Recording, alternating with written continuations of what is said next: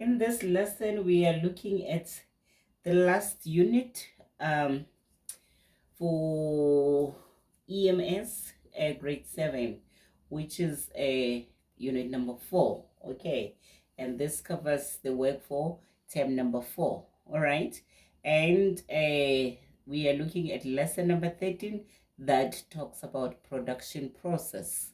Lesson number 15, production process. Okay, let's look at the learning aims for the lesson. At the end of this lesson, you must be able to, number 1, define production. Number 2, understand the process of inputs and outputs. Number 3, understand the importance of sustainable use of resources. We have done this so much. And number 4, you must understand the meaning of economic growth. Number 5, you must understand the meaning of productivity. Number 6, you must understand the effect of productivity on economic growth. Number 7, you must understand the importance of technology in production process. And number 8, you must understand the contribution of technology to improve productivity and economic growth. In this lesson, we will look at production. We will look at inputs and outputs, as well as the importance of sustainable use of resources. We have already discussed sustainability in previous lessons, but we now look at how it fits in with productivity. Now let's look at the definition of production. You need to know this definition.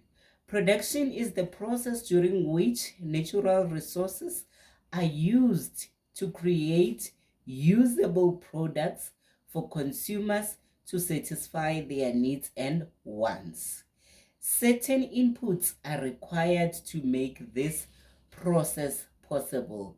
What process are they talking about? They are talking about production process. So you need certain inputs for a production process to be possible. These inputs are known as factors of production. Okay, the inputs we need for production are factors of production. An entrepreneur has the ability to combine all the factors of production to manage a successful business. The 4 main factors of production include 1, natural resources, 2, capital, 3, labor, and 4, entrepreneurship.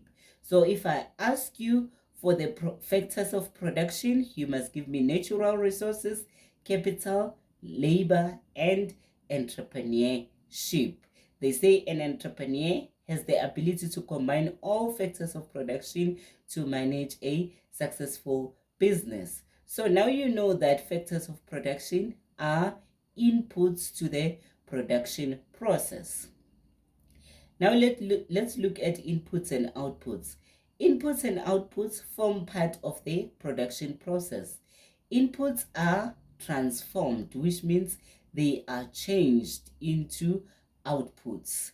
The outputs are then viewed as the final product, which is sold to consumers or wholesalers and retailers. So we start with the input and we get to the process where we transform the input.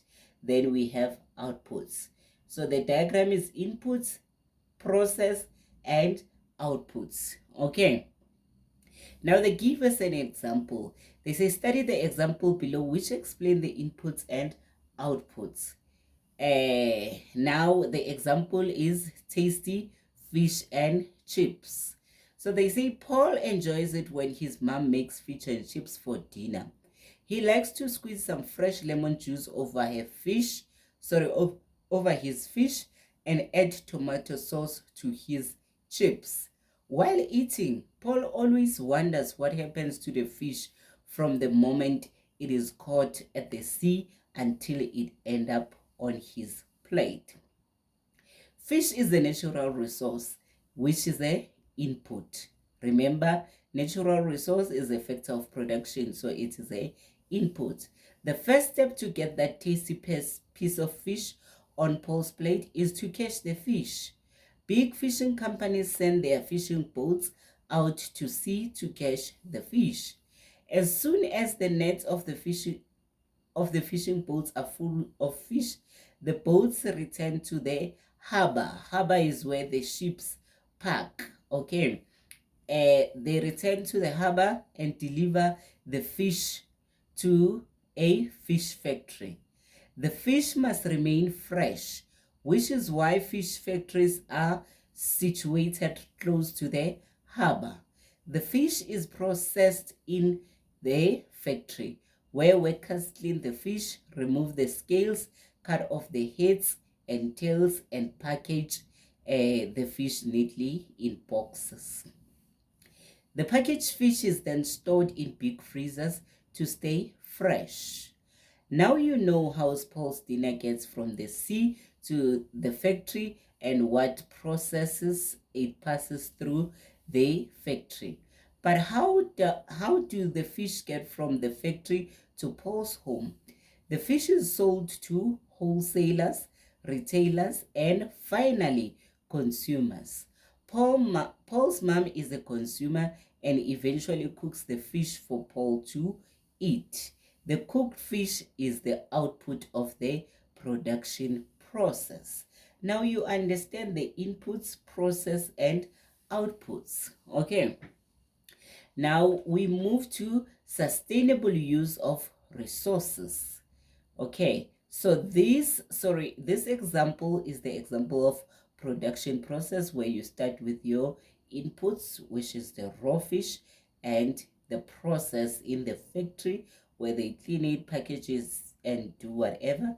And the last one is the output, is the fish on your plate. That is the example of production process. And then we look at sustainable use of resources. Businesses continued use of limited natural resources will eventually result in resources becoming fully depleted. To prevent this from happening, consumers, businesses, and government must all work together to ensure that resources are used in a sustainable way. So everyone has got a role to play. Consumers, businesses, and government must work together. Some natural resources can and will be completely exhausted in time, such